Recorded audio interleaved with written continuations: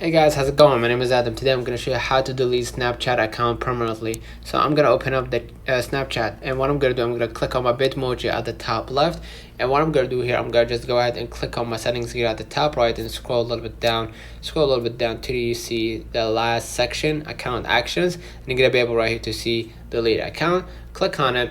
Basically you're going to see a pop-up window and follow along the on-screen instructions. I'm going to go ahead and add my own username or email, and then follow along by adding your password for this account. And then after you confirm that you are the one who initiated that plan, what you're gonna do, you're gonna just go ahead and add the password again to continue deleting your account. And basically once you proceed into deleting your account, now as you can see it says account deactivated. Your Snapchat account will be deactivated soon. If you have verified an email address with Snapchat, they will send you a confirmation. Once that happens, in 30 days your account will be deleted permanently. So now your account is deactivated, and you need to confirm via your email that you received a new email that you want to delete that account. And basically after you confirm that you want to delete that account,